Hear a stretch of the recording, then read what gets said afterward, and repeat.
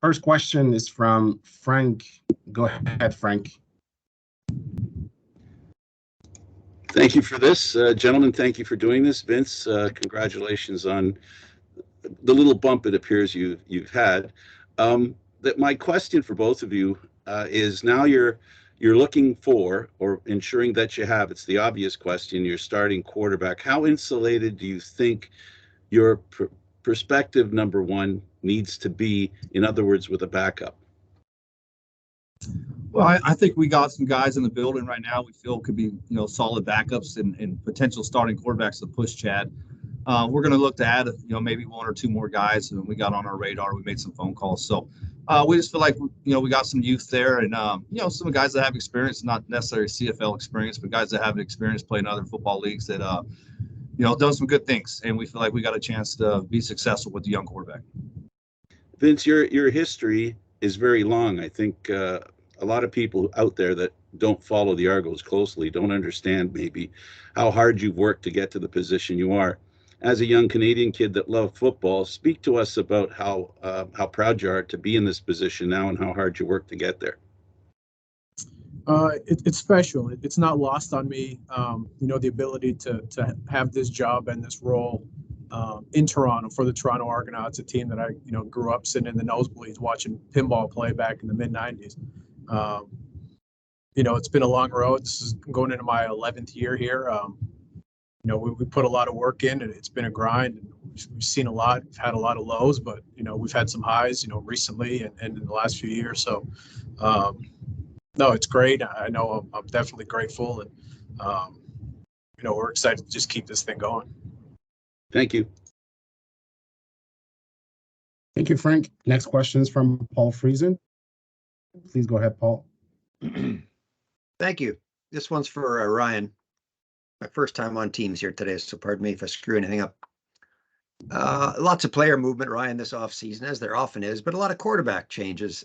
Just wondering, your team aside, who's won the offseason, or at the very least, whose moves do you find most intriguing? Well, I think, BC's done a good job as far as, establishing their quarterback room with two, quality quarterbacks. I thought that was a great move by them. I think, you look at, Winnipeg getting all their guys back as well. I thought we got most of our guys back that we wanted. But, I think there's movement each year, and you really don't have that answer till the end of the season. So we'll see. I think, obviously, McLeod decided to hang it up in the CFL. We feel good about Chad. We might have went that direction either way. So, but it's still an unknown story. We'll find out. Fair enough. Thanks. Thank you, Paul. The next question is from Dan Rowell. Please go ahead, Dan. Thank you, gentlemen. One for each. I'll start with Vince. Going into the combine, what are you looking for, and what sort of traits in a player are you hoping to see? Yeah, I'll go in reverse order. I mean, obviously, right off the bat, being able to see these guys up close, especially now in this elongated format, as opposed to what it's normally been. The athletic traits are definitely something that we're going to keep an eye on. I think the biggest thing for us is, the draft isn't, a 2-3 months process. It's a full year process, and in some instances even longer, right? We've been watching these players for years. We've seen them up close in practices, but we've been watching them on film for longer. So to go into an environment like this, to see them up close, to see their athletic traits, to be able to sit down and interview them, just watch their mannerisms, and see how it marries to the film that we've already watched and evaluated. I think that's the biggest thing we're looking for, is consistency on everything, right? So if we see something that doesn't necessarily line up with the film we've already watched and evaluated, it gives us an opportunity to go back and look at why, right? Did a guy run a really good 40 time, but he looks slow on tape? Okay, we're going to go back and look at why, or vice versa. I think that's the biggest thing for us. And then, this new format as well, being able to, traditionally guys will go through the testing and then they'll do a handful of one-on-ones and that's it, right? To see them in this environment now, having, I think it's 3 days of practice, they'll be on the field 5 or 6 times, right? You'll get to see the competitive aspect of the players as well. You'll see if guys can stack good days together. Can they be consistent? Do have a poor first day and can they rebound? Or are guys just going to dominate for 3-4 days straight? It's going to add an interesting wrinkle to this process that we normally go through, but Yeah. that's kind of where our focus is. Gotcha. And Ryan, I'm wondering, as a coach, when you have the opportunity 2 or 3 days to actually coach young men, do you look at them and sort of see how much of what you're telling them they grasp, what their strengths are, and what they sort of need to maybe work on at the next level? Well, yeah, I think you can, get a gauge of, their football, IQ, where they're at there. I like to see them compete, and just see that in person and kind of, confirm some of the stuff that you see on tape. I love watching the film. I don't think the film ever lies, but I like the personal interviews as well. Really see the character of each player, kind of, their makeup, who they are as a person, what do they want to get out of this football, experience. And, really, the interview for me personally, I think that really solidifies some of these guys in our mind and if they're going to be in Argo or we feel comfortable bringing them in the building. Great. Thank you. Thank you, Dan. We're going to go for our last call for questions. We just have one question lined up. So if we just have this one, this is good too. So next question is from Derek Taylor. Please go ahead, Derek. One for each of you, if I might. Vince, I have a very tough time projecting what a college kid will look like in the pros because it sometimes feels like they're playing different sports. Do you have any tips for what we could look for in college kids? What would make a good professional without obviously giving away the farm here? Yeah, I think that's a question that we kind of face daily, right? Just the whole essence of the CFL, even, to go beyond just the scope of Canadian players.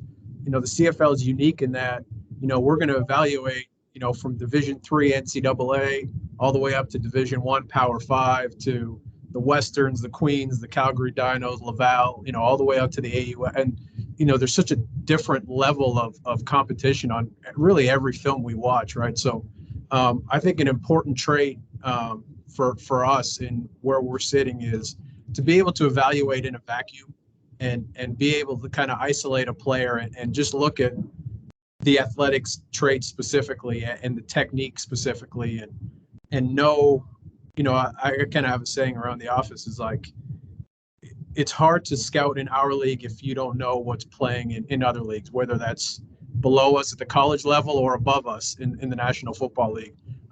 You got to know what it looks like at all levels and what it's supposed to look like. And that also comes down to also knowing what's being coached and what schemes are being used and just having an all-encompassing view of it. And for me, that's what kind of helps project when you look at a player, whether it's, from Acadia to Laval or Penn State or Ohio State. It's knowing what plays in our league and what it's supposed to look like and kind of evaluating the college player in a vacuum and seeing that if it, looks how it's supposed to look. Excellent. Thank you. Ryan, from your current roster, what was it that drew you guys to or what appeals to you about Folarin Orimolade, a guy you added this offseason? Yeah, just how disruptive he is. I don't forget what game it was against Winnipeg, but he gave Stanley some fits, and I don't think anybody really has in the last 10 years. So, and had a chance to work with him in Calgary. Knew what kind of person he was. High character, does all the right things, but there's a lot of sacks that he delivered to other guys on the defensive line. If you look at the analytics of it, he was the most disruptive DN last year. And at the stage of free agency when we did get it done, he was really the only guy left. But we had our eyes on him for a while. Corey coached him in Calgary, good relationship there. And yeah, we feel like he's going to add a lot to our building. Still a lot of youth, right, and a lot of versatility where we can move him around. And he's athletic enough to play some linebacker spots as well as DN. So yeah, we feel like we're happy with our future with him. And the one thing more importantly than anything, he's a true pro and a great person. So. If we can get more guys like that in our building to do things the right way on and off the field, we'll be a successful football club. I've been saying within 5 years he could win. I've said he will win a Defensive Player of the Year award, MODP. Is he that level of player? Or am I out to lunch? No, he is, and I think I think that's his reputation across the league. If you look at it, I'm sure there's a lot of other teams I know that were, throwing numbers around like we were at him, and he chose to come play for Corey and myself and for the Toronto Argonauts and everybody involved. But yeah, I think he's there. And, last year he stayed healthy the whole year, and, he's one of those type of players. And, he had a few injuries, but I don't think he's got the injury bug. But, I think at some stage he's going to be looked at as, one of the better DNs in the league. And, there's a lot of good ones in our league. No question about it. But we feel like he's got more versatility than a few other folks. Thank you. Thank you, Derek. So we have two last questions, one question each, please, gentlemen. Next question is from Frank. Go ahead, Frank. Okay, gentlemen, what's becoming very, I don't know, there seems to be a trend that's been going the past 10 or so years where players gravitate to go back home. Part of the draft, we worry about the NFL. And then you were talking about, Vince, about paying attention above you and below you. Don't you have to also not worry, but think sideways where there's players that may want to come back home? And how impactful is that and important it is to every Canadian Football League team? But from your perspective, how does that fit into your thinking? I think it plays a part. I know, you look back the last few years, especially in 2020, when we started overhauling the roster after a poor 2019 season, we made a concerted effort to bring guys home and keep guys local. And we want to build continuity. And, we're never going to take what we feel is a lesser player just because they happen to be from Toronto. At the end of the day, we're still trying to build the best football team we can. But at the same time, I mean, if it's close and there is a chance that you can get a guy and keep him in your building long term and build that sustainable future and build that continuity, I think that's something that you're always looking at, not just in the draft, but even free agency, right? That's especially being in the GTA where a lot of talent is located. I think that's definitely a tool in your toolkit to use when it comes to recruiting and free agency. But I think in the draft, it's definitely a discussion. But again, like we've also had success drafting guys from out west or from Quebec, and we're never going to overlook the best player just because of geography. But it's definitely something that is in our minds when we go through the process. Thank you. Thank you, Frank. Last questions from Dan Rolfe. Please go ahead, Dan. Thank you. Vince, for you again, please. Can you give me a brief snippet or a scouting report on Lake Court Moore and what type of player he is, and some of the things that he does that translate well to the CFL game? I think, the first thing that definitely jumps off, obviously, is his size. He's already got a prototype CFL body. But not just that, but the physicality he plays with. He's got a high motor. I think just those traits alone should allow him to be competitive in the CFL early. And if you're competitive early, that's going to keep you on the roster and keep your developmental curve going while you continue to bloom and blossom. And he plays the game the right way. He plays hard. He's got some special teams value. I believe he did some long snapping too at UBC.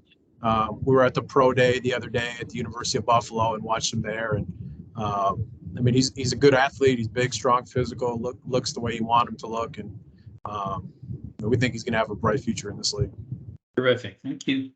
If you want to contact us by email me at candidfrank@hotmail.com. Watch us and subscribe to our YouTube channel at Candid Frank Stanishi 1030, or message me on Facebook at Candid Frank Stanishi for any ideas or comments you have about the program. Thanks for watching, everybody. Until next time.